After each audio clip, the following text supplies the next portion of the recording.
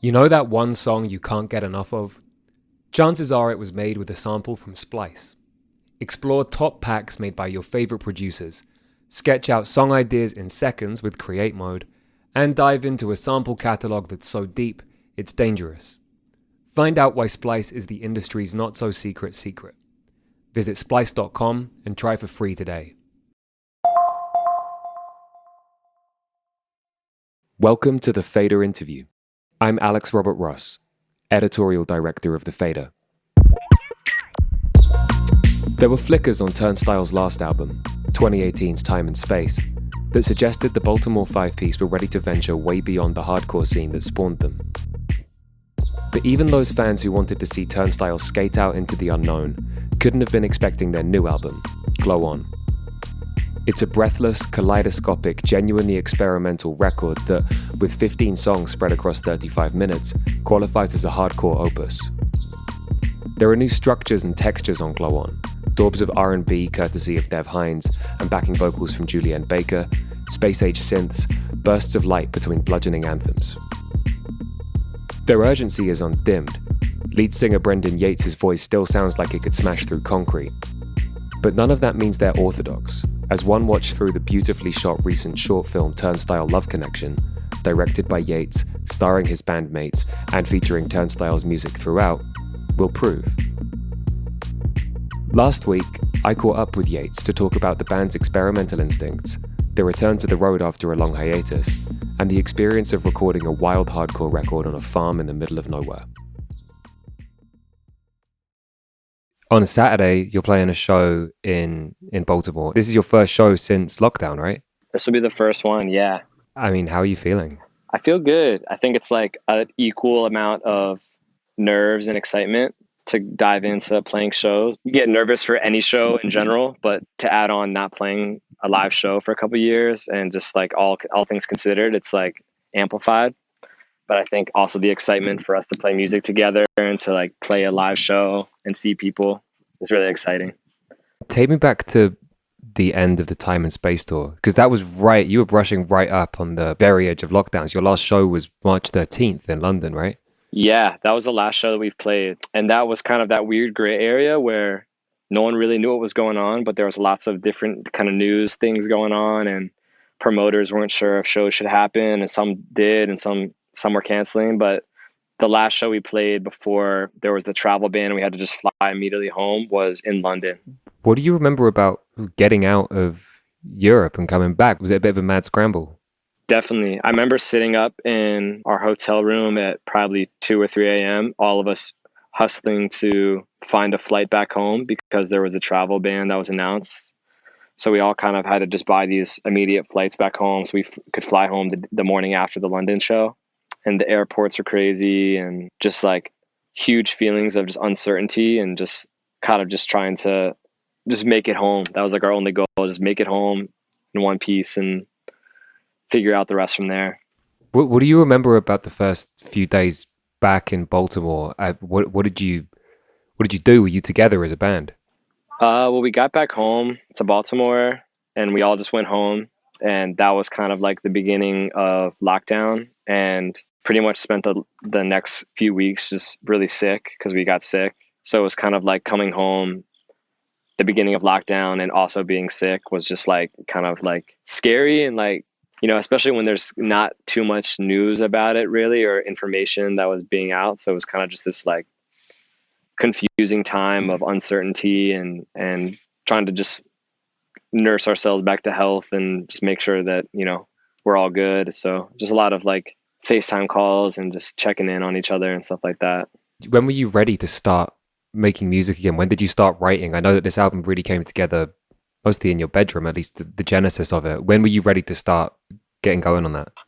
I think a lot of the songs had existed pre-pandemic, or ideas of them, and, had kind of constantly been working on the songs.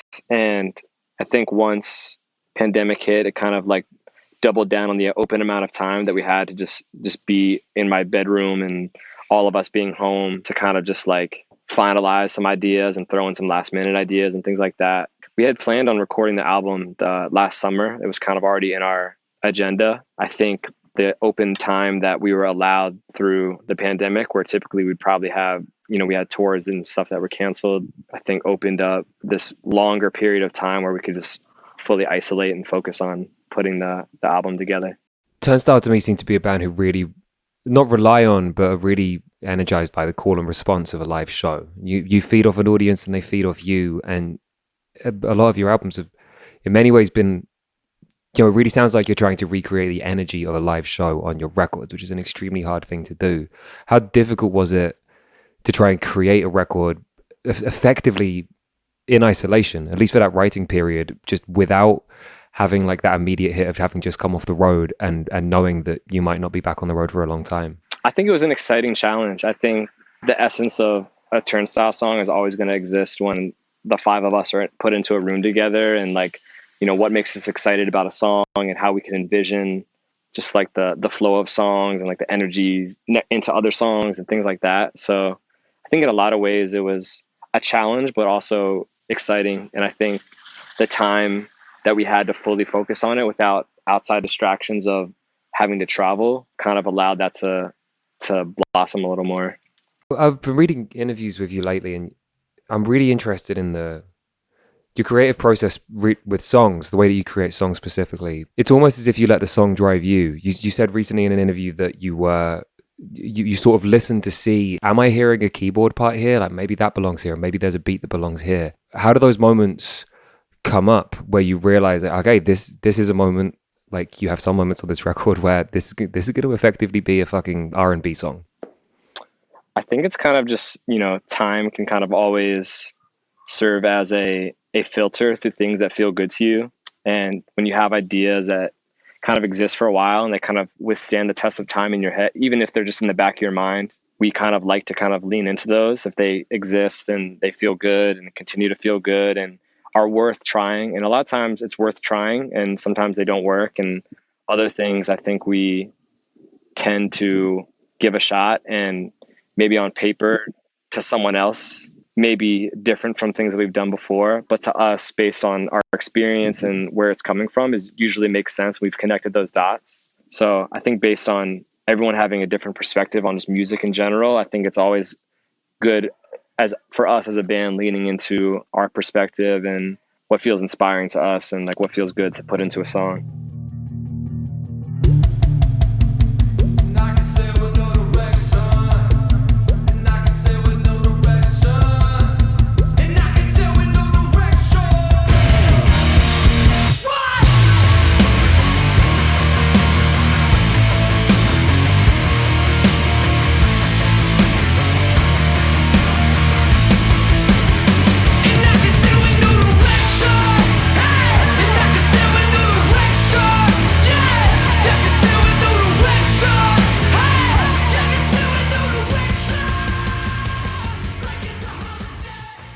How did working with Mike Elizondo change that? I mean, obviously somebody with an incredibly diverse background. How did he encourage that, and how different was it to go through that process with him? I think it was really cool because in a lot of ways he let the process kind of just naturally happen a lot. And I think at first I was caught off guard because you never know what to expect when working with someone. Maybe sometimes you build these expectations like, all right, everything's just going to be changed complete. Like he's going to come in and just change everything. And I'm excited to see like how he changes everything completely. And I think when those changes like weren't happening, I was kind of at first wondering why. And I think in hindsight now, I like appreciate so much the fact that he kind of gave us this freedom to kind of just like let the songs kind of form, and kind of was just there to kind of help along the way with what we needed without like trying to change too much about anything. And sometimes I'd be like, well, don't we need this? He's like, does it feel good as it is? I was like, yeah. Well, he's like, then it feels good. And like, that was kind of a cool affirmation to have when you're kind of, uncertain about what you're putting together, and to have that kind of like that support there was really cool.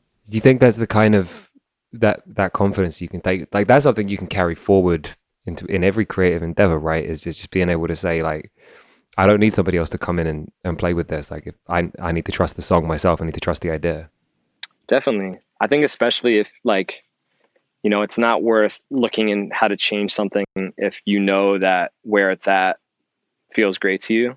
I think even like, a lot of the sounds that were made in my bedroom that ended up being on just the actual recording, it's kind of like, I would bring these sounds and be like, all right, we can make a sound that's like this. He'd be like, but that's the sound right there. And to me, I had this kind of perspective that, you can't make something at home in your room as the final product for what you put out. Like that's kind of just like, I kind of separated this kind of like initial process versus like a final process.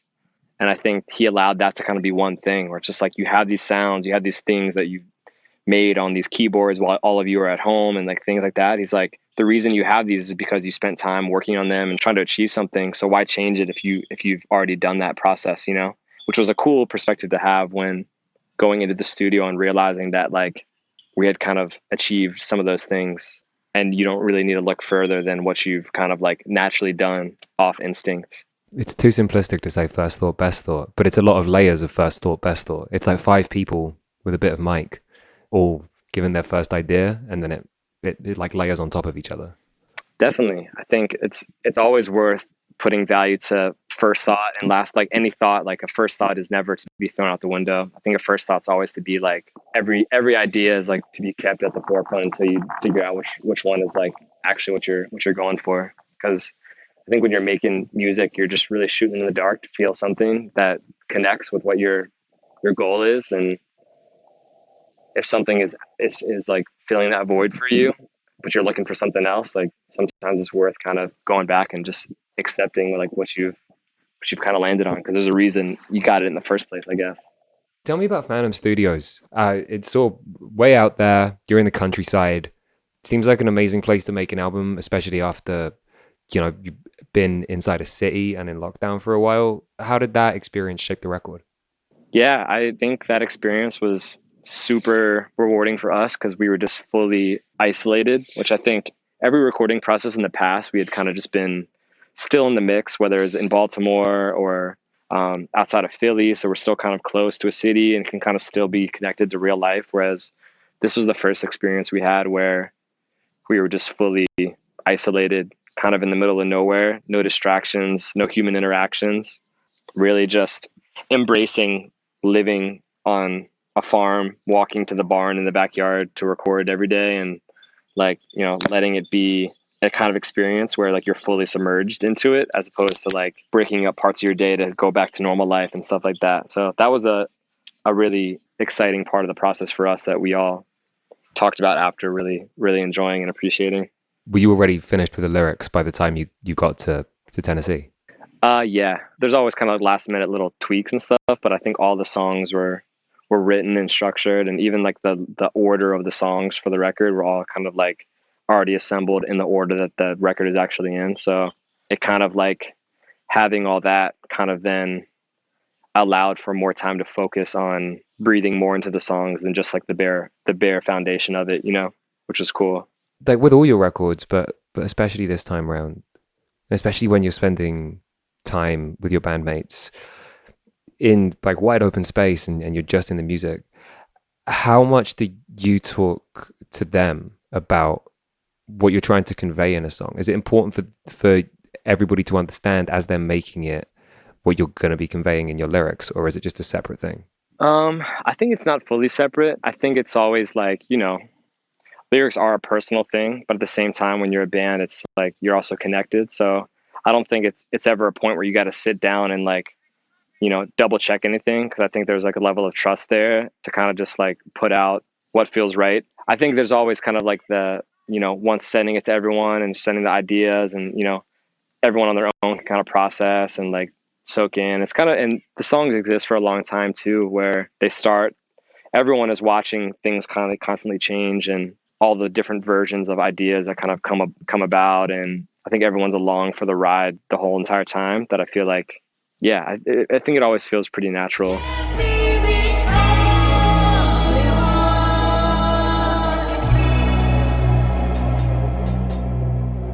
Light inside of me, hard enough to see. What else could it mean? Love is in the heart, it came like a dream. Learners out to roam, sewing at the seam. Light inside of me, hard enough to be locked inside my heart, floating in the dark.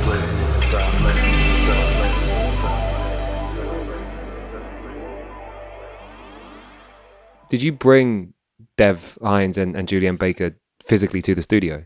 Dev and I, not that studio, but we met in a different studio. Julian just kind of was more of like I called her and she did something kind of just from home. It's just to kind of throw like some harmonies on the song, which is really cool. But Dev, we went into a studio. Yeah, it was great. It was great to actually be in a room and kind of just sit there and spend time just messing with things and trying things and getting excited about the things we were trying and stuff like that, which is great.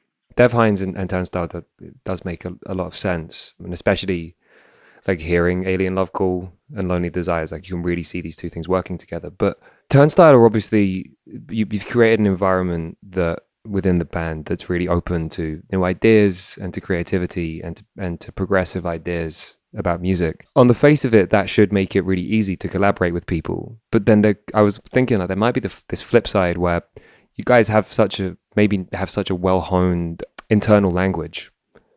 Can that be difficult for other people to step into when you've all been working together as a group for so long and developing that vocabulary? Yeah, there's definitely, when you make music with friends that you love and you've grown up with and have this kind of language that is just so established, it's always like you never really know what to expect when working with someone else.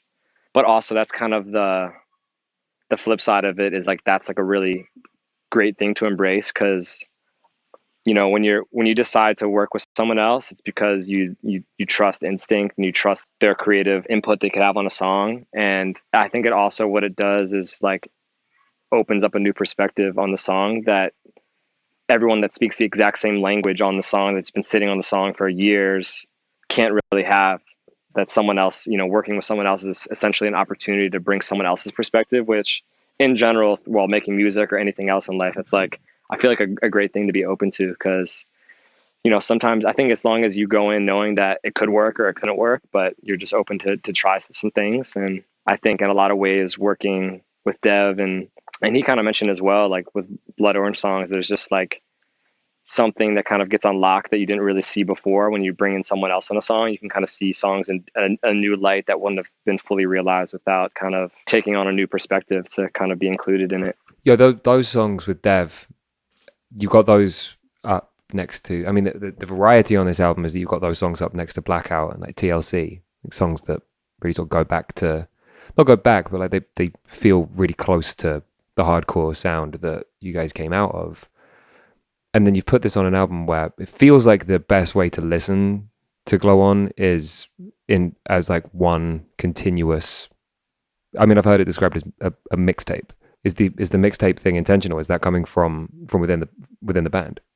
Yeah, I mean, I think just like all the different songs and ideas, those dots have been connected by us, and how they, something that we want to feel or convey in a song or put out, like they all kind of do their own thing. But I think in a sense, like putting them all together kind of automatically kind of creates a roller coaster of ups and downs and different things, which I think is always something that we try to create when making music. Because I think there's like feeling and experiencing music or just feeling things as a person, like there's all these kind of, there's always more dimensions to it than just kind of a one-dimensional thing.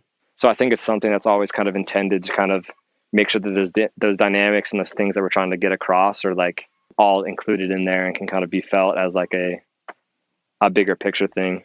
So almost like if by splitting things off, you'd be taking something away from it, but by putting everything together, so you're trying to get at something about the human experience that's a little bit like, sometimes you do feel soulful one moment and extremely anxious the next moment and angry the next moment, and there's not really time to breathe in between them.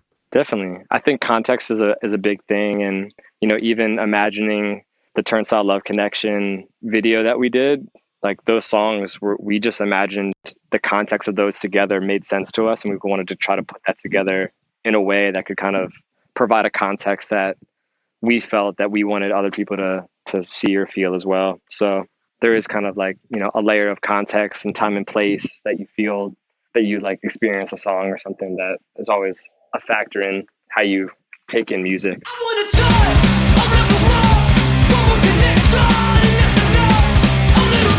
I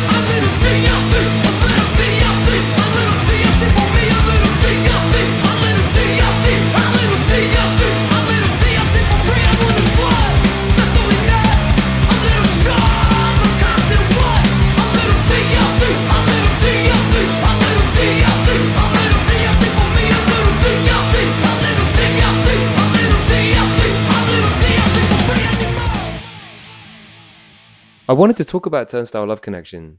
It's a really remarkable piece of work. Like it's an amazing, amazing, and like congratulations on your directorial debut. First of all, I wanted to talk about the locations. Arecibo. So you have a bit of you'd been there before, right? Can you tell me about the first time you went there? My friend Alex and I went there years ago, kind of on a whim, like a very last minute trip decision, but we just were both had open time and wanted to just go on a trip together. And we went down there with the intention of just really having no plan and kind of just calling it a day of just freestyling a little bit. And as soon as we got down there, within a couple of days, we like had been stumbling upon a lot of abandoned things and buildings and structures and things like that kind of became, aside from going like checking out cool nature stuff, kind of made it a point to be pulling over at a lot of these abandoned things and seeking some out to just go see the kind of structures that you can look at in a totally different light, where like, whether it's like a baseball stadium or a hotel that used to be like full of life and now is kind of overgrown with trees and stuff like that. So I think it was just like that trip in general was kind of a memorable one. And particularly that baseball stadium was one that we just pulled off on the side of the road one day. We were just roaming around aimlessly, saw that, I think that's abandoned. Like, let's hop in. We hopped the fence, walked in, saw that field. There was wild horses. I don't know if they were wild or maybe some locals put their horses in there, but there was just horses running around the field. And it just felt like, I think like the lonely nature of it just felt really memorable. And it was something that kind of always just stuck in our head after that trip as being like a really special place. And so you knew when you started piecing together this idea for effectively a very long form music video and short film, like Arecibo was just first thing on your mind.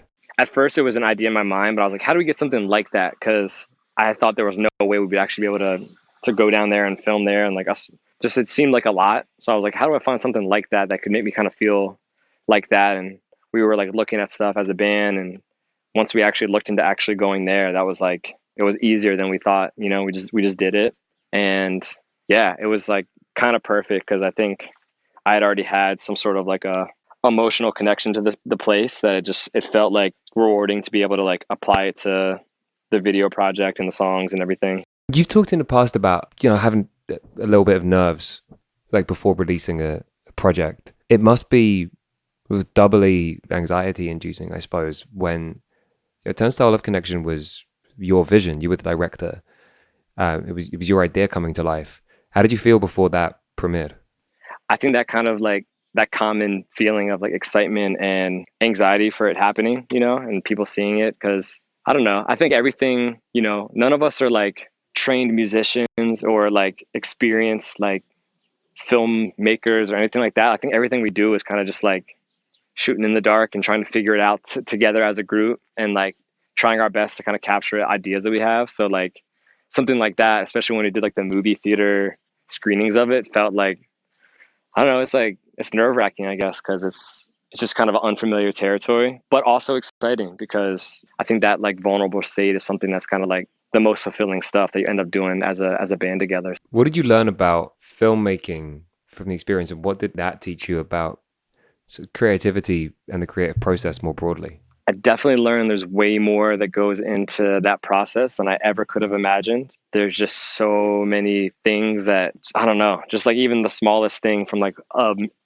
2-minute music video there's so much that goes into it that like created a whole new respect for people that are constantly doing that, because it just takes so much. It's very like, not draining is not the right word, but very just like constantly creatively and like mentally and physically just demanding. So I think for all of us kind of being so involved in it, it was just a big learning process. We're all kind of like on deck, like figuring things out and running from here to there and locking down a logistic here and like kind of just helping with everything. And my friend Ian, that was the DP, was so helpful with kind of helping us figure all those things out.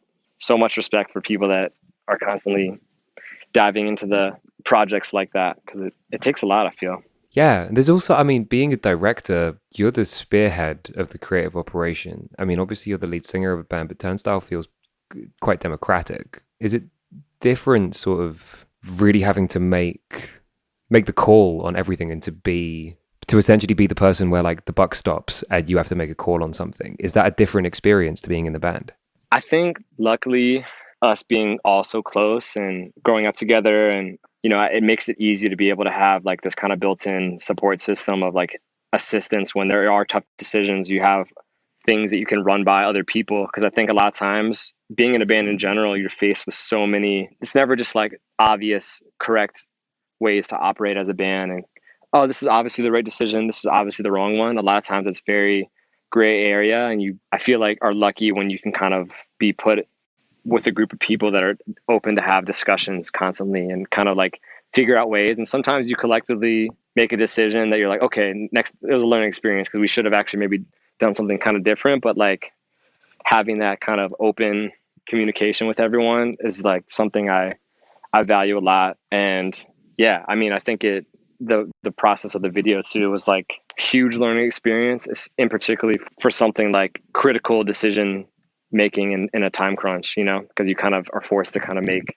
very important decisions in a matter of seconds sometimes. So it's nice to have a group that can kind of like collectively help facilitate those decisions and come to help push things along together.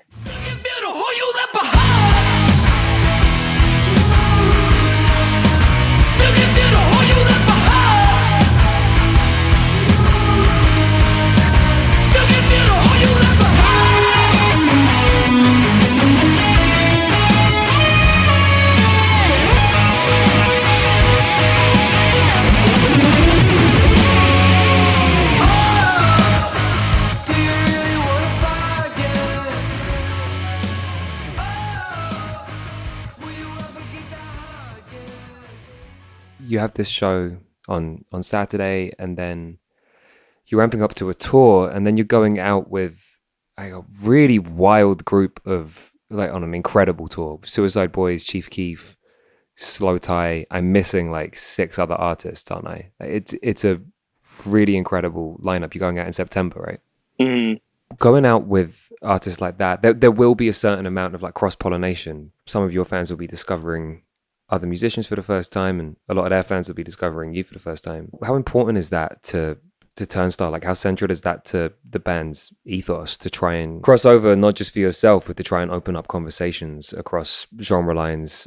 I think important, because I think we try to always be conscious but also fluid in the kind of touring that we do, and just like always being open to play to anyone, and kind of like never being kind of backed into a corner with any kind of opportunity to play to anyone. Being able to play your music to different people, I feel like, is probably the most rewarding thing when you're given the ability to tour and travel and play music. So I think it's always exciting to be able to constantly be bouncing back and forth to different things and trying different things, and at least being open, because not everything makes sense all the time. And there's a lot of things that like don't necessarily make sense. And I think it's always important to try to like connect the dots where you think there could be something that could make sense or connect with someone, if you're like choosing what kind of shows to play for who and all that kind of stuff. But I think the end goal is always just being as open and fluid as possible to kind of be able to play to whoever.